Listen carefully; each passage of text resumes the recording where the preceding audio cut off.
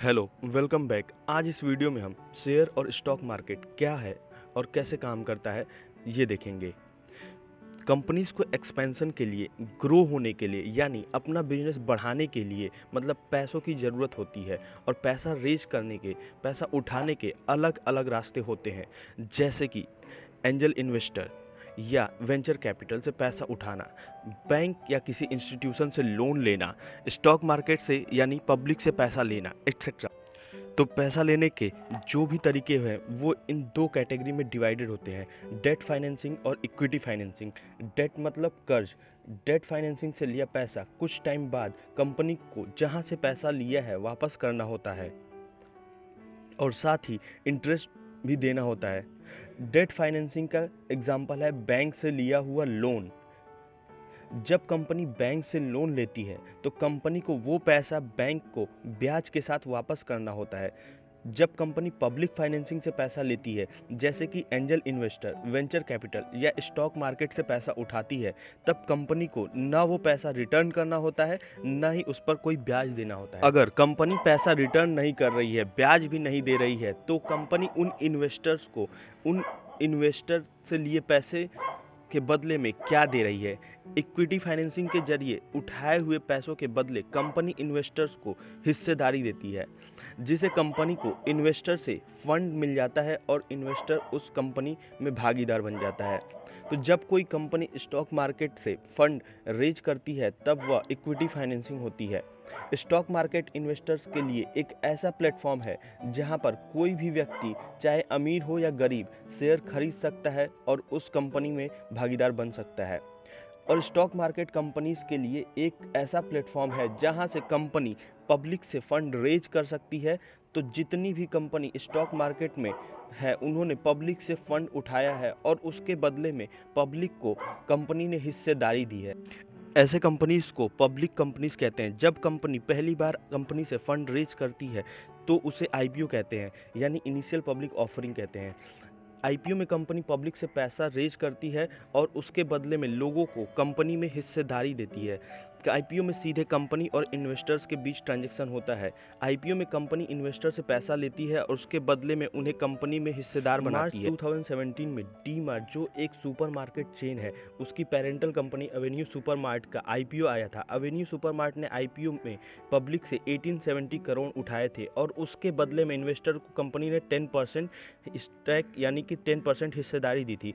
तो आप कंपनी के जितने शेयर खरीदते हो उस प्रोपोर्शन में आपको कंपनी में हिस्सेदारी मिलती है। आईपीओ में कंपनी इन्वेस्टमेंट बैंक के साथ मिलकर शेयर प्राइस या प्राइस बैंड डिसाइड करती है। आईपीओ 3 से 10 दिनों के लिए खुला रहता है, जनरली 3 दिनों के लिए खुला रहता है और उन 3 दिनों में इन्वेस्टर्स को उस कंपनी के शेयर सब्सक्राइब करने होते हैं। उसके बाद शेयर का डिस्ट्रीब्यूशन होता है। आईपीओ में आप सिर्फ कंपनी से शेयर खरीद सकते हैं, उनको बेच नहीं सकते हैं।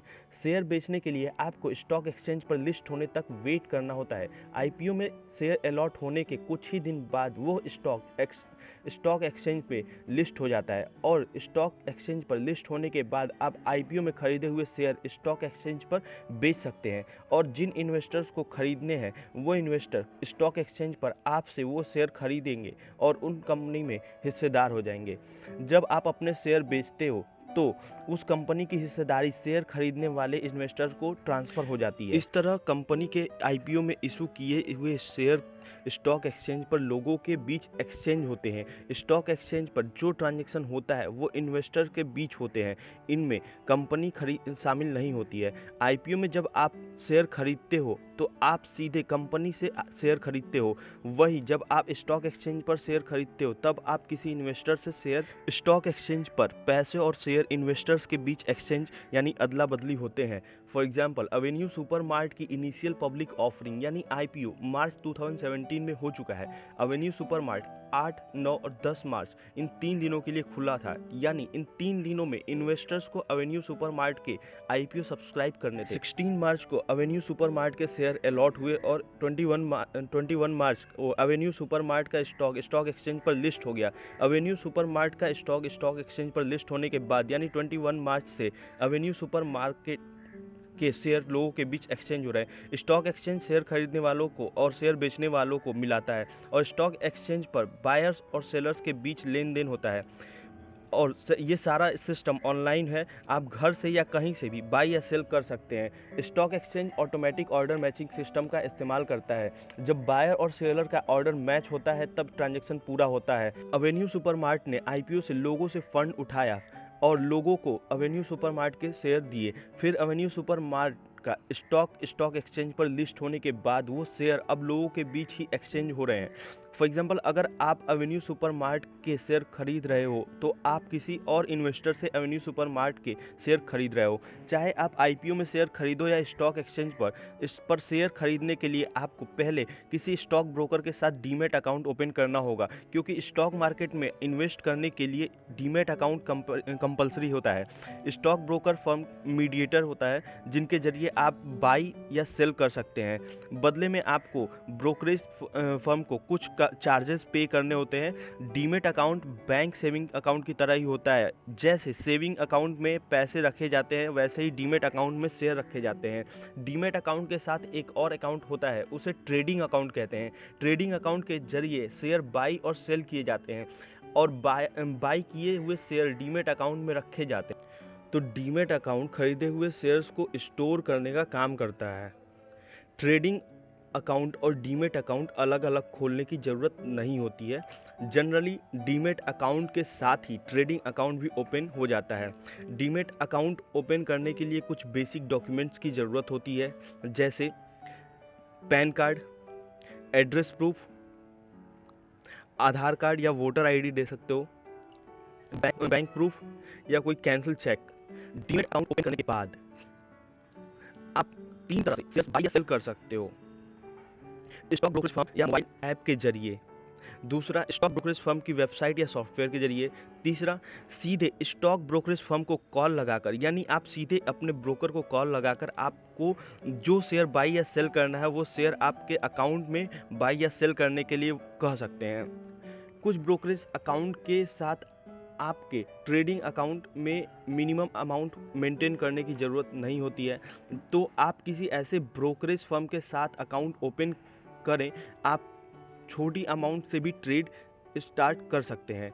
और हाँ, डीमैट अकाउंट किसी ऐसे ब्रोकरेज फर्म के साथ ही खोले जिनकी सर्विसेज अच्छी हो और आपके रिक्वायरमेंट से मैच होती हो। उनके चार्जेस भी आपके लिए अफोर्डेबल हो, तो आप अपने ट्रेडिंग अकाउंट के जरिए स्टॉक मार्केट के टाइमिंग में, यानी सुबह 9:15 से 3:30 तक आसानी से शेयर खरीद और बेच सकते हैं। इंडिया के 2 मेन स्टॉक एक्सचेंज हैं, एनएसई यानी नेशनल स्टॉक एक्सचेंज, बीएसई यानी बॉम्बे स्टॉक एक्सचेंज। एनएसई पर 1600 से ज़्यादा कंपनी लिस्टेड है, बीएसई पर 5500 से ज़्यादा कंपनी लिस्टेड है। तो स्टॉक मार्केट का हाल जानने के लिए इन सारे स्टॉक्स को ट्रैक करना या सारे स्टॉक्स पर नज़र रखना मुमकिन नहीं है, इसीलिए इंडाइसेस बनाए गए हैं, जैसे कि सेंसेक्स और निफ्टी। सेंसेक्स बीएसई का मेन इंडेक्स है। सेंसेक्स सेंसिटिव और इंडेक्स से मिलकर बना है। सेंसेक्स अलग अलग सेक्टर के 30 वेल एस्टेब्लिश्ड और अच्छे ट्रैक रिकॉर्ड से बना है और सेंसेक्स की मूवमेंट सेंसेक्स में शामिल इन 3 स्टॉक्स पर डिपेंड होती है। वहीं निफ्टी एनएसई का मेन इंडेक्स है। निफ्टी नेशनल और 50 इन 2 शब्दों से बना है। 50 इसलिए क्योंकि निफ्टी में 50 स्टॉक शामिल है। निफ्टी की मूवमेंट निफ्टी में रखे इन 50 स्टॉक्स के परफॉर्मेंस पर डिपेंड करता है। निफ्टी और सेंसेक्स में शामिल जो कंपनी है वो लगभग सारे अलग अलग सेक्टर जैसे pharma, IT, energy, telecom, finance services etcetera इनसे चुनी गई हैं और अपने सेक्टर की लीडर कंपनी होती हैं। इस तरह निफ्टी और सेंसेक्स में अलग अलग सेक्टर कवर हो जाते हैं। इसी तरह निफ्टी और सेंसेक्स का जो परफॉर्मेंस है वही स्टॉक मार्केट का परफॉर्मेंस समझा जाता है और सारे स्टॉक्स को ट्रैक किए बिना लोग सेंसेक्स और निफ्टी को देखकर स्टॉक मार्केट का हाल जान लेते हैं। तो जब सेंसेक्स और निफ्टी बढ़ जाते हैं तब हम कहते हैं स्टॉक मार्केट अच्छा चल रहा है, और सेंसेक्स और निफ्टी जब गिर जाता है तब हम कहते हैं स्टॉक मार्केट खराब परफॉर्म कर रहा है। इन्वेस्टमेंट तो हर कोई रिटर्न कमाने के लिए ही करता है, तो देख लेते हैं स्टॉक मार्केट में इन्वेस्टमेंट करके किस तरह इन्वेस्टर को रिटर्न मिलते हैं। स्टॉक मार्केट में इन्वेस्ट करने से 2 तरह से फायदा मिल सकता है, डिविडेंड और कैपिटल एप्रिसिएशन। कंपनी जब अपने प्रॉफिट का हिस्सा शेयर होल्डर्स के साथ शेयर करती है तो उसे डिविडेंड कहते हैं। वैसे शेयर होल्डर्स को डिविडेंड देना कंपनी के लिए कंपलसरी नहीं होता है। शेयर होल्डर्स को डिविडेंड देना पूरी तरह से बोर्ड ऑफ डायरेक्टर्स पे डिपेंड होता है। यूजुअली छोटी कंपनी डिविडेंड नहीं देती है, वे अपना प्रॉफिट कंपनी के ग्रोथ में ही इन्वेस्ट करना पसंद करते हैं। अब कैपिटल एप्रिसिएशन की बात कर लेते हैं। कैपिटल एप्रिसिएशन का मतलब शेयर की प्राइस बढ़ने से आपकी इन्वेस्टमेंट वैल्यू का बढ़ना। मान लीजिए कि 2 साल पहले आपने एबीसी कंपनी का शेयर खरीदा और जब आपने इन्वेस्ट किया था तब एबीसी कंपनी के एक शेयर की प्राइस 1000 रुपीज़ थी और आज उस शेयर की प्राइस 1600 रुपीज़ है। तो आपकी इन्वेस्टमेंट वैल्यू में 600 रुपीज़ की बढ़त को कैपिटल एप्रिसिएशन कहते हैं। कैपिटल एप्रिसिएशन स्टॉक मार्केट में पैसा कमाने का मेन सोर्स है। लॉन्ग टर्म में शेयर प्राइस कंपनी की ग्रोथ को तो जब कंपनी अच्छा परफॉर्म करती है, कंपनी की लगातार ग्रोथ होती है, तब उसकी मार्केट वैल्यू बढ़ जाती है और उस स्टॉक की शेयर प्राइस बढ़ जाती है। सिमिलरली जब कंपनी खराब परफॉर्म करती है तब उसकी मार्केट वैल्यू कम हो जाती है और स्टॉक की प्राइस कम हो जाती है। आपका मेन फोकस यही रहना चाहिए कि आप कैसे कैपिटल एप्रिसिएशन से अच्छा प्रॉफिट कमा सकते हो और उसके लिए आपको अच्छा खासा एनालिसिस करना होगा।